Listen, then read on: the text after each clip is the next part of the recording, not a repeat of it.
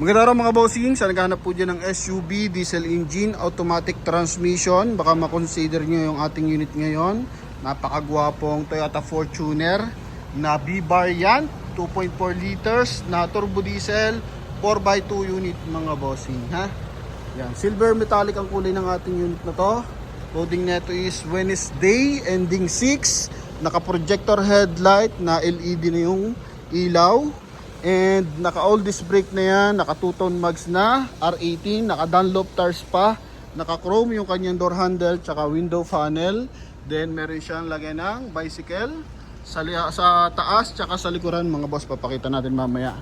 Then meron na rin siyang side mirror protector para hindi basta-basta nananakaw yung bubog ng ating side mirror. Then naka power seat, naka leather, so factory leather pa to mga bossing. Pagdating naman dito sa ating steering wheel, so meron siyang paddle shift plus minus. Mileage natin 54,793 and naka 2 din audio system, naka automatic climate control. Ito yung kanya remote, dalawa available natin remote. Yan, kulay brown yung leather, ang bango ng loob. Then wala siyang masyado stretch mark sa ating leather. Yan, 100% na hindi ito binaha mga bossing. LED lights yung ating tail light, tapos naglagay pa siya ng additional na LED light sa baba ng ating bumper. Ito yung binabanggit ko na Hitch Pro na heavy duty na pwede kang maglagay ng bicycle. Price natin dito 1,165,000, kasama na dyan yung transfer of ownership. So sa mga interesado, pwede nyo tapusin yung ating review, pakita natin kung ano meron dito para at least meron kayong idea mga boss, no? Yan. Okay. So, bago tayo mag-umpisa mga bossing, nais ko lang munang isama natin sa prayer yung ating mga kababayan nasa Middle East. Alam ko marami tayong viewers dyan sa Middle East, tsaka mga buyers. So, ingat po kayong lahat dyan mga boss. Tanging panalangin lang ang makakapagligtas sa atin mga bossing, no? Yan. So, nawa, matapos na yung kaguluhan dyan mga bossing, no? Yan, so dito na tayo sa ating unit. So naka-chrome yung ating front grille, pati yung ating fog light housing. Meron din siyang 2-eye sensor pagdating sa kanyang front bumper. So pinaka blind spot assist natin yan mga boss, magkabilaan yan meron, para pag may sumisingit nade-detect ng ating driver, so may iwasan ng collision. Yan. So walang basag yung ating LED lights tsaka yung ating fog light, even yung chrome mga boss. Then pagdating dito sa side, 90% red light yung ating Dunlop tires na R18 yan. Naka 2-tone mags, naka 6 stud. Then pagdating sa ating stepboard mga bossing, wala din siyang major issue, maliliit na gasgas lang mga boss. Then meron pa siyang wheel arch. Ito, yan, pinaka ano din yan, protection sa side para yung mga espalto o mga batong maliliit. So dyan tumatama, hindi directly sa body ng ating unit. Tingnan mo naman, ang kisig pa ng datingan, ano? Yan. So, concern ko lang dito sa ating chrome, may maliit lang naman, napakaliit lang na dimple. Yan, so all minors lang. Then, sa taas, tool yan mga boss. Okay, eto. So pwede mo itong tanggalin, maglagay ka ng top load, no? Yung may lagay ng bagahe. Then kung gusto mo nga bicycle, pwede dyan mga boss. Yan. Klarado naman nga yung ating unit na to, makinis on sidings. Pati yung ating likuran gulong, so naka disc brake. Yan. Punta tayo sa ating interior. So dagdag ko nga, malaking bagay to, ganito mga bossing, kasi kadalasan ninanakaw kasi to mga boss. Yan. So hindi siya basta-basta mananakaw. Tapos naka LED lights na rin yan mga boss. Pagdating dito sa ating door panel, leather. Then wala pang masyadong gasgas yung ating armrest na leather. Naka powerful yung ating side mirror o retractable kung tawagin. Power adjusting yan. Yan mga bossing. Kita nyo naman, responsive pati dito. Ayan, baba lang natin yung window.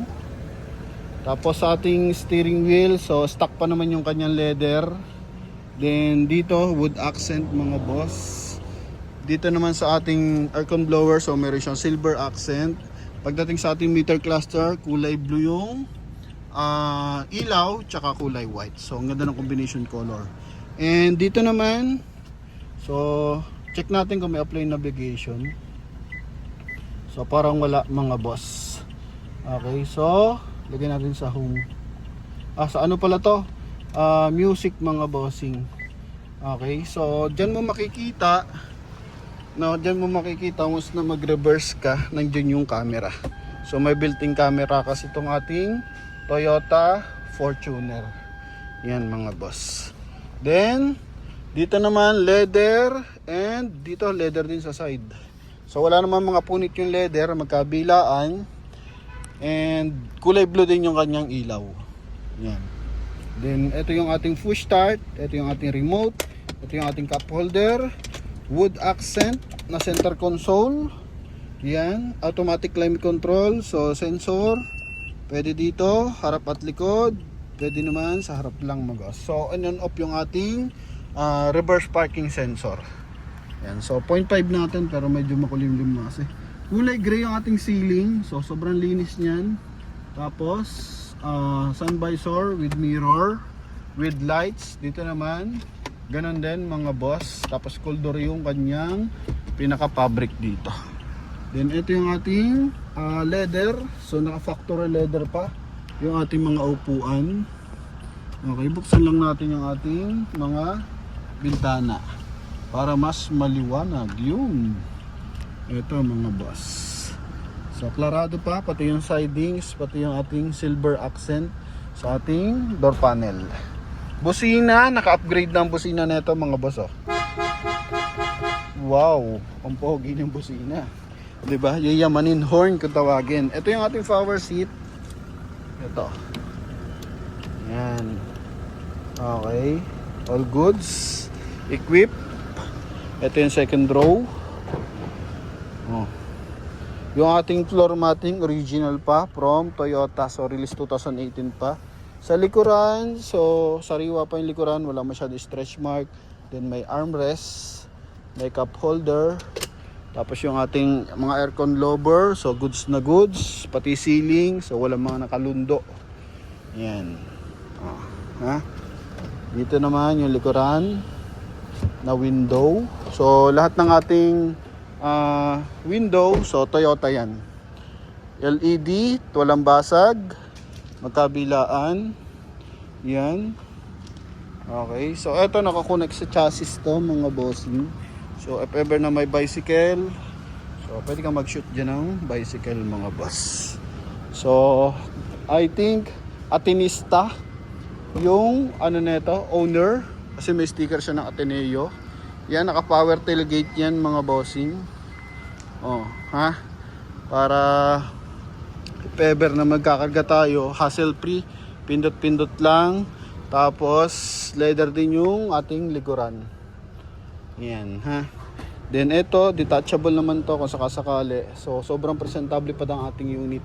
Pati aircon lower, hanggang third row yan. Pati yung ating hand grip. Then dito sa panel, walang basag. Dito rin sa kabilang panel, walang basag.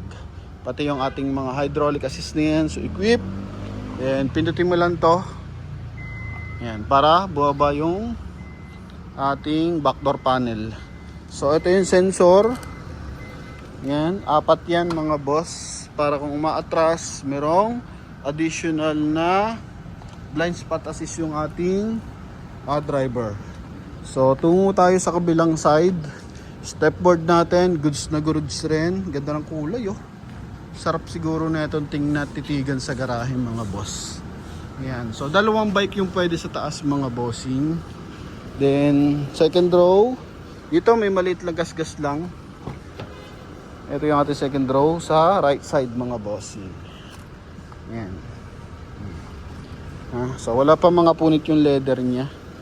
Siguro service lang to na estudyante. Ito yung kabilang side. Okay. Oh, goods na goods pa. Yan, sobrang presentable pa. Armrest natin. So tingin ko yung armrest lang yung in-upholstery mga boss. Then the rest, all stock pa yung leather. Then check natin yung kanyang engine bay syempre. Dumi lang, hindi naman siya gasgas. Pagdating sa hood, all goods naman, may discoloration lang or mancha ng konti. Yan oh, Atinista. Oh. Punta tayo sa ating engine bay. So dito, pwede mo ring ma-open yung ating back door panel. Ito mga boss. Yan. So kung may tag dito, ibababa kang bagahe, pwede mong pindutin dito, pwede mong pindutin dun sa likuran. Long press mo lang para at least bumaba siya. Yan. So mala business class ang datingan kapag naka B-variant ka. Alright. So ito naman yung ating engine bay. Tunog pala ng makina, quality na. Oops. Wow. Ito, naka-Amaron battery yan. Oh, ha? Tapos 2.4 liters turbo diesel. Walang tagas sa makina niyan. Yan, oh. Larado. May mga markings pa yan. Walang punit na panel. Yan, magkabilaan. Naka-ABS. Pati dito sa kabilang side, walang mga tagas o napagtuyuan ng langis mga boss. Kaya kung interesado kayo dito, so ito mga bossing, quality yung ating unit. Pwede kayo magpadala ng mekaniko. Ito yung na gusto nyo o relatives nyo nakakaunawa sa sasakyan mga boss. So sa lahat na nagkaka-interest, pwede na kayong tumawag mga bossing. Salamat sa suporta. 650,000 followers na tayo sa Facebook mga bossing. Tapos 1,100,000 106,000 na subscriber na tayo sa YouTube mga boss. So maraming salamat at muli yung ating mga viewers dyan sa Middle East. So ingat po kayo mga bossing. By the meantime, cash transaction muna tayo dito mga boss. Ano?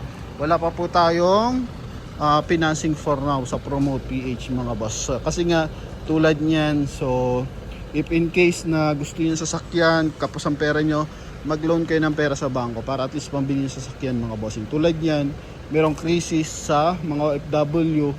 So hindi mo na may pwede dahilan sa bangko yan na merong gera. So tuloy pa rin yan maniningil at hindi ka nakabayad, babatakin yan. So kung pera utang mo sa kanila, walang collateral mga bossing. So kahit mabayaran mo yan, after na mga mga krisis na yan o after ilang months, kahit magkaroon ka ng delay, so bibigyan ka pa rin nila ng certification ng full payment. So walang mawawala sa iyo, yung inutang mo na sa sasakyan pa rin mga boss. So yun lang mga bossing, additional idea lang para at least makakuha tayo ng best option. Thank you.